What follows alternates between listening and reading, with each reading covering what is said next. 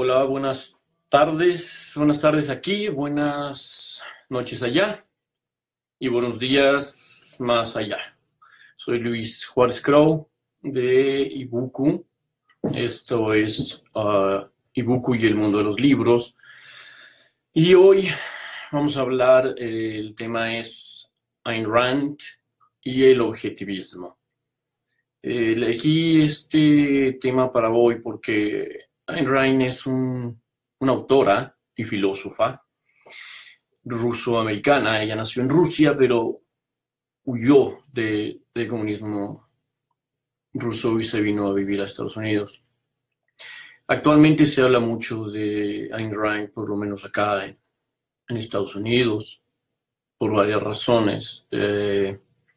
Uno de sus más famosos libros, sus más famosas novelas, La Rebelión de Atlas, habla precisamente de algo muy parecido a la situación que se está viviendo actualmente en Estados Unidos.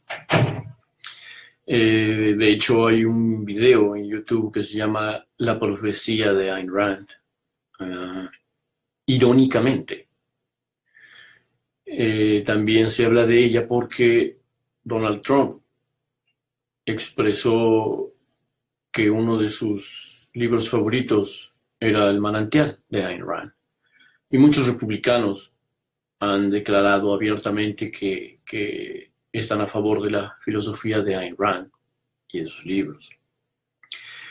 Muchas celebridades también, como Vincent Vaughn, Angelina Jolie, Brad Pitt, Luis Aresti. Mucha gente ha seguido la filosofía de Ayn Rand y sobre todo sus libros. Ayn Rand publicó El manantial, publicó varios libros sobre su filosofía objetivista y publicó como 3 o 4 novelas, pero 2 han sido bestsellers internacionales increíbles. En 1943 publicó El manantial. Hasta la fecha sigue siendo un bestseller. Unos 14 años después, en 1957, publicó La Rebelión de Atlas. También sigue siendo uno de los más grandes éxitos. De hecho, en los 80s, la biblioteca del Congreso de los Estados Unidos hizo una encuesta preguntando a los lectores qué libros habían influido más en su vida. El número 1 fue la Biblia. El número 2 fue La Rebelión de Atlas. Es muy cierto. También mi vida fue influida mucho por, por los libros de Ayn Rand. El primero que yo leí de Ayn Rand fue El manantial. Cuando tú lees a Ayn Rand, o cambia tu vida de un golpe o la odias. Mucha controversia, muchos ataques contra el objetivismo. El objetivismo es su filosofía, es lo contrario al subjetivismo, ¿no? La filosofía subjetiva, que de hecho gran parte de la filosofía subjetiva está muy de moda actualmente en estos tiempos. El subjetivismo es la creencia de que la realidad no es un firme absoluto. Por ejemplo, los subjetivistas dicen que un objeto,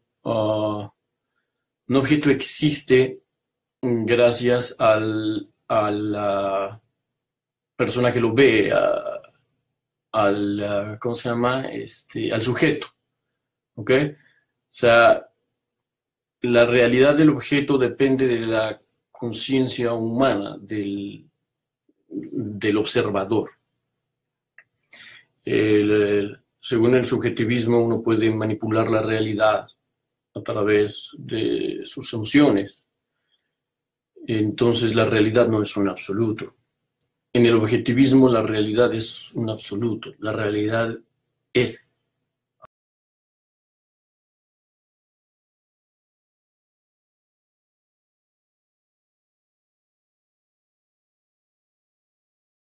Aristóteles decía, la filosofía aristotélica dice que A es A, es decir, la realidad es la realidad, lo que es es. Uh-huh. Por ejemplo, vamos a suponer, yo tengo este lápiz es blanco. Si tú ves este lápiz rojo, dice la filosofía de Ayn Rand. Rand dice que las contradicciones no existen. Si te encuentras ante una contradicción, revisa tus premisas. Una está equivocada. En el subjetivismo, vamos a suponer que tú eres subjetivista. Yo tengo este lápiz blanco, tú lo ves rojo.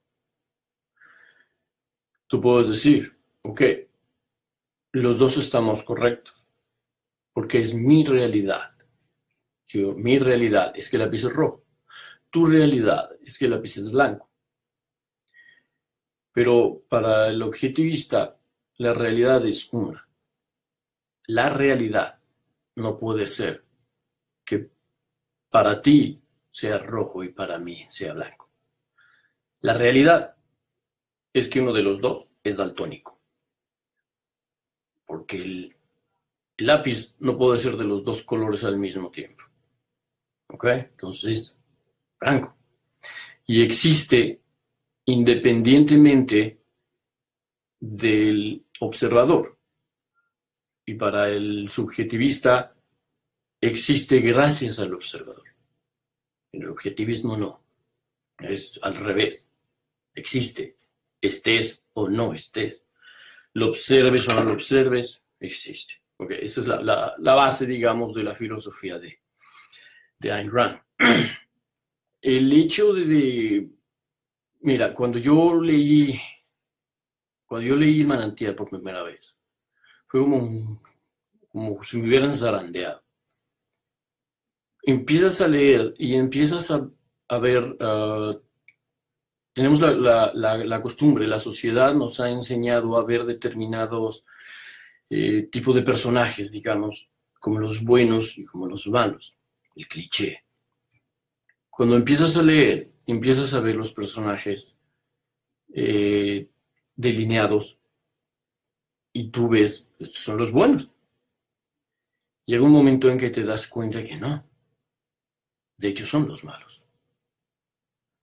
Es, uh, es más fuerte cuando te pones a pensar y a razonar y te das cuenta que tienes razón.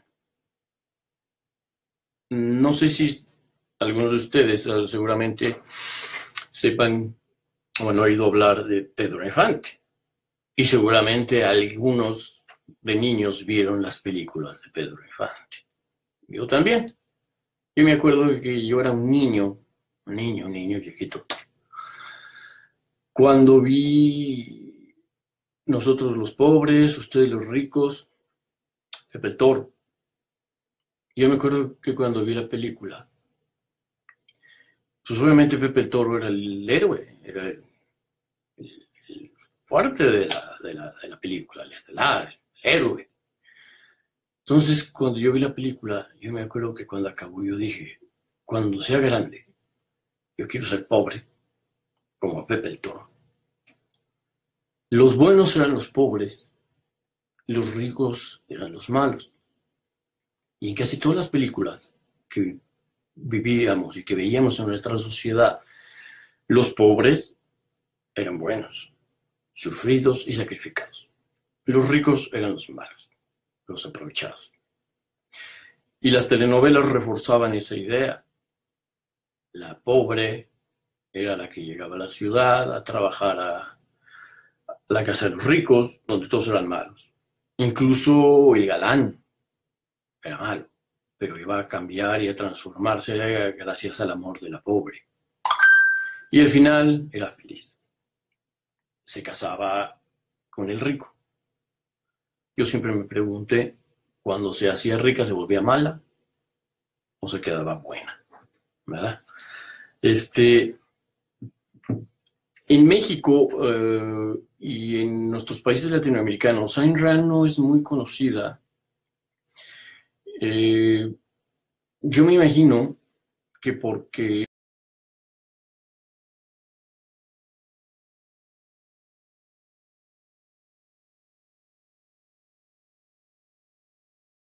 en la rebelión de Atlas habla de la corrupción. De hecho, el enemigo es el gobierno, la corrupción de la burocracia.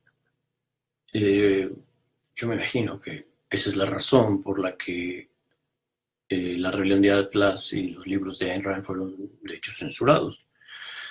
En realidad hay una versión, si les interesa leer, por ejemplo, la rebelión de Atlas, hay una versión que se llama la rebelión de Atlas sin censura, es decir, la versión original, no editada para los países latinoamericanos.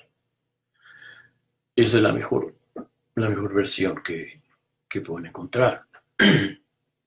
Hay muchas cosas en la filosofía de Ayn Rand en las que puedes no estar de acuerdo. Sobre todo ahora en esta época, por ejemplo, en la época de Ayn Rand no existían muchas cosas que ahora existen. No había física cuántica y otras cosas. Pero en base, en realidad, eso es lo que ella promueve siempre. La realidad es la realidad. El hombre el ser humano es el único animal que nace en esta tierra sin un arma para defenderse. No tenemos garras, no tenemos venenos, no tenemos colmillos para defendernos.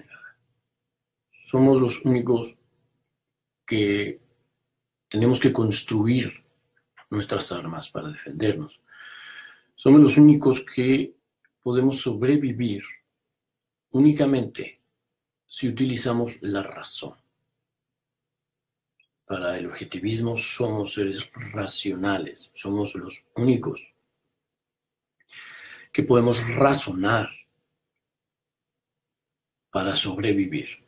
Y gracias a eso hemos llegado a formar parte de la punta de la cadena alimenticia.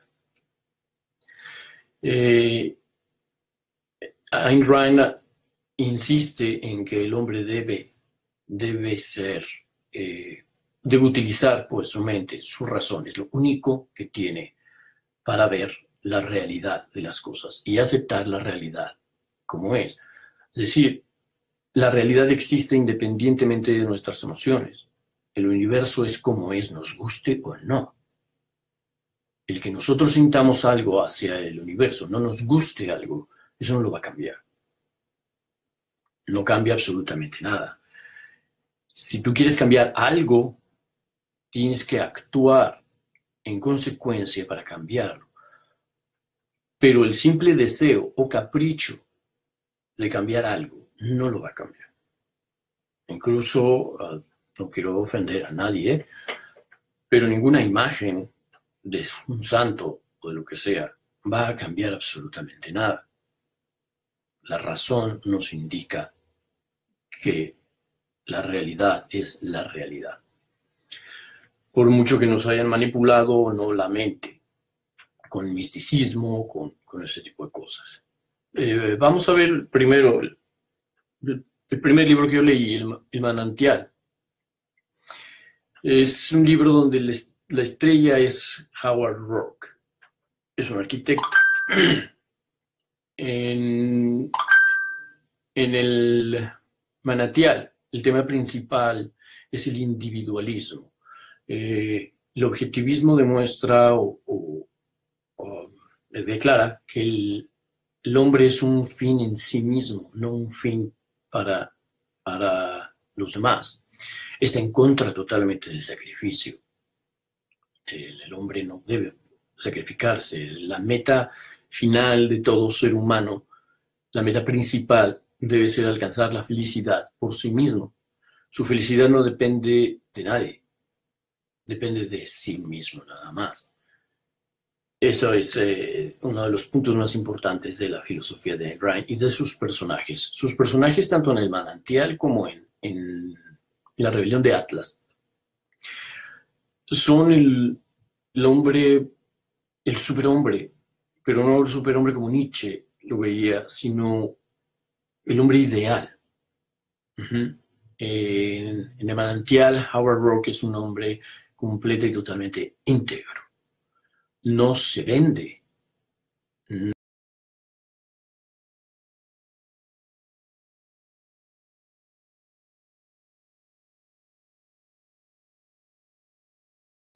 Él tiene una meta definida y esa es la meta que él sigue y que persigue.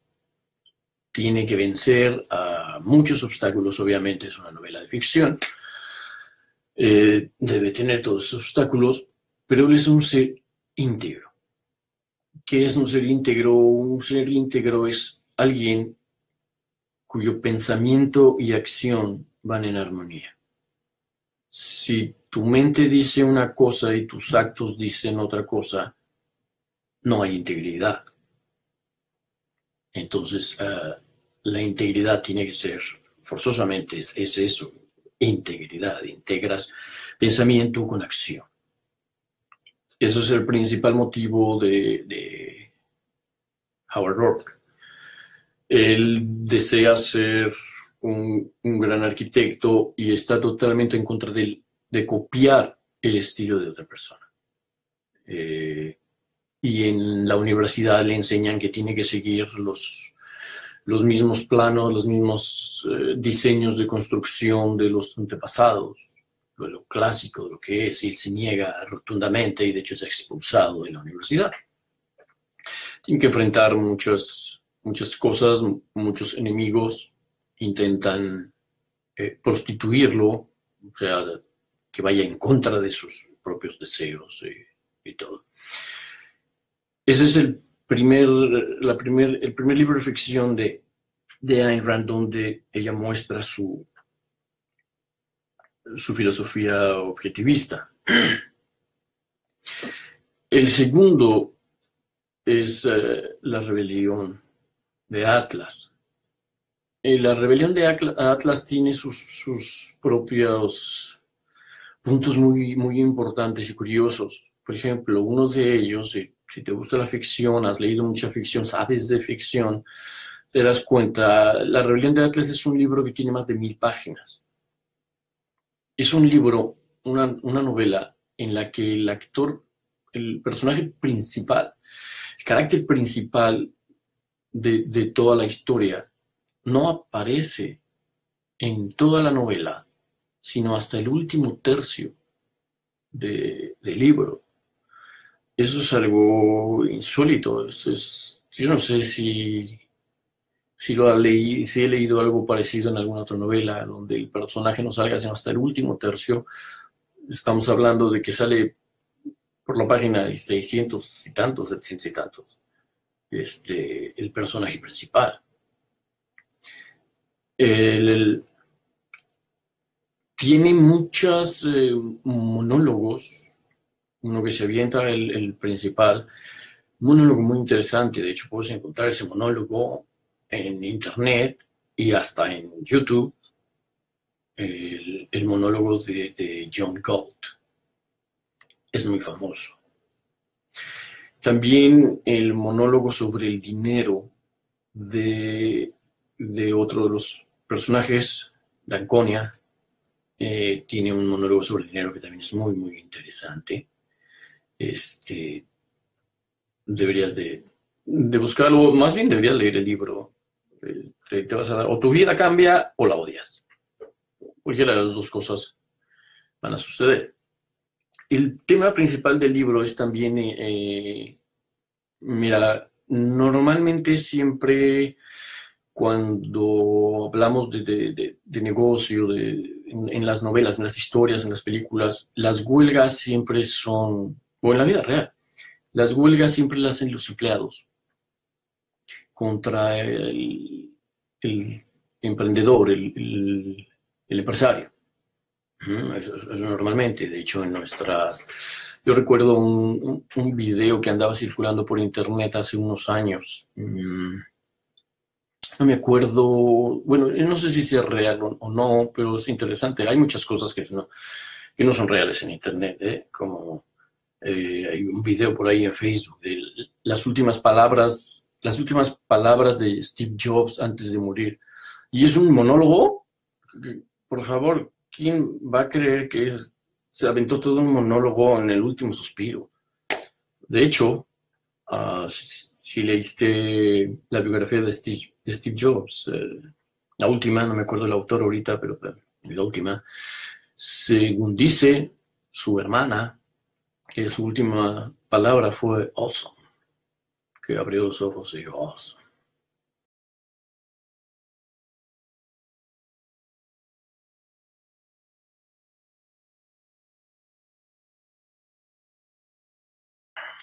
Se supone que fue el creador de Yakult, un japonés, donde explica la diferencia entre los negocios, el nombre de negocios de Japón y el nombre de negocios de México, específicamente porque él estaba dando la conferencia en México. Y decía que cuando un japonés empieza el negocio lo ve como un niño. Lo tiene que cuidar, lo tiene que alimentar, lo tiene que invertir para que crezca.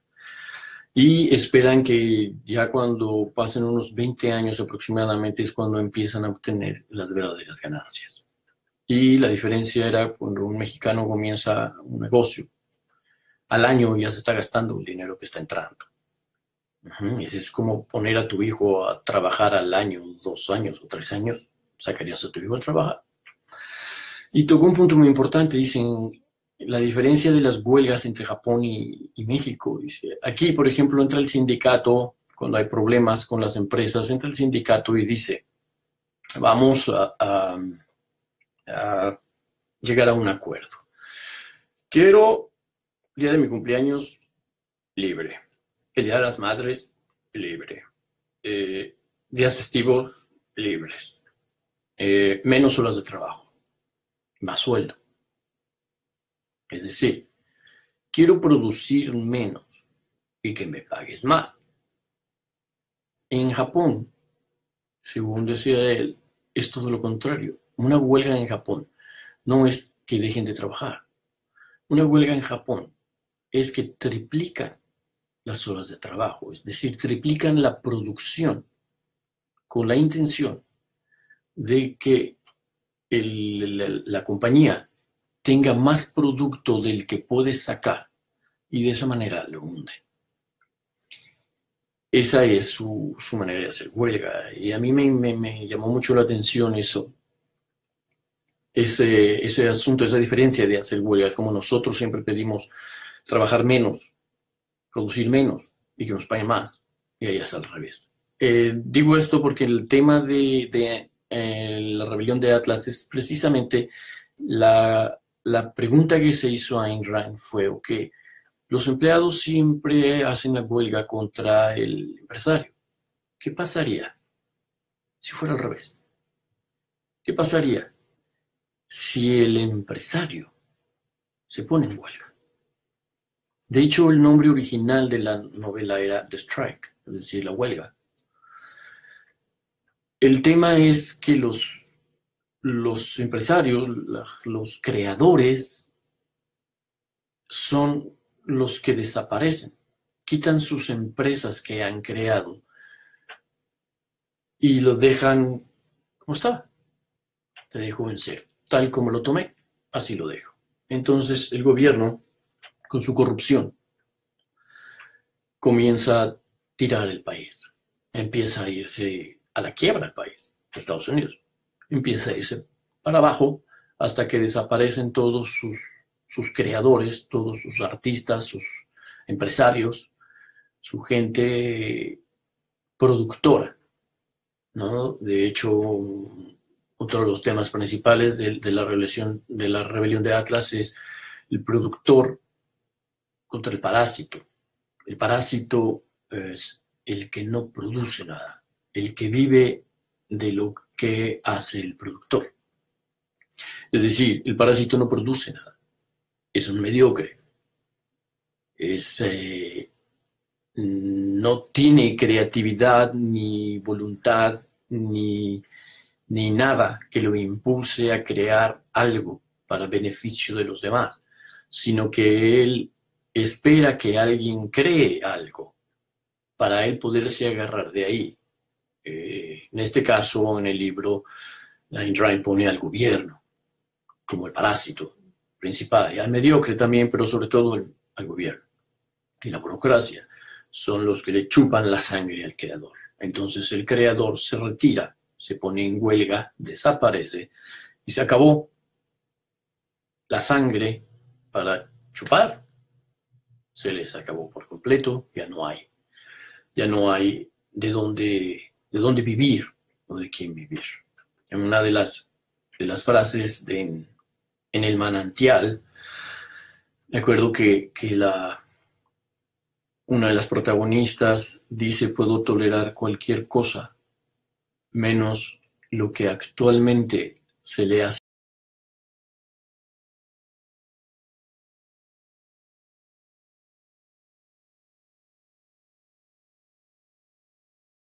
el todo a medias, el más o menos, el casi. Eso no lo puedo tolerar. Para Ayn Rand es el triunfador, el hombre de éxito, tiene que ir a todo, al 100%, no a medias nada, todo a todo. Eso es en el manantial. Yo les recomiendo que lean uno de los dos. Yo leí primero el manantial. Vincent Vaughn, el actor, dice que él lee el manantial por lo menos una vez al año. Yo, en lo personal, también, por lo menos una vez al año, leo el manantial y leo La Rebelión de Atlas, aunque sea de más de 1000 páginas. Leo otros libros, por supuesto, pero esos dos son mis favoritos. O cambian tu vida, te repito, o la odias. Pero no hay nada como intentarlo. De hecho, yo creo en el objetivismo. Hay detalles que no estoy de acuerdo. Hay detalles que yo estoy seguro que ella misma actualmente cambiaría en su filosofía. Pero eso te lo dejo a ti, saber qué detalles quizá ella podría cambiar y qué detalles no. Ok, se nos acaba el tiempo, te los dejo a tu criterio. Ambas novelas o cualquier otra. Hay otro libro después, otro día en otro programa hablaré de se llama La virtud del egoísmo. El título quizá espante a muchos, también es de Ayn Rand, es un ensayo sobre el egoísmo, sobre el individualismo. Para mí es muy bueno, es un libro excelente, con otra perspectiva. Cambiaría tu perspectiva de ver las cosas, razonarías las cosas y te darías cuenta de que hemos estado equivocados en muchas cosas. O quizá no, a lo mejor dirías que los que estamos equivocados somos nosotros y que el mundo está, o la mayoría de la gente está en lo correcto. Es cuestión de enfoques, pero no es tu realidad y mi realidad. Uno de los dos, si revisas tus premisas, uno de los dos va a estar equivocado. ¿Ok? Creo que es tiempo. La próxima semana quizá hable de... no es cierto, la próxima semana no, voy a hablar otro martes. Yo creo que el año que entra. Que tengan feliz Navidad, que tengan feliz año y nos vemos el próximo. ¿Ok?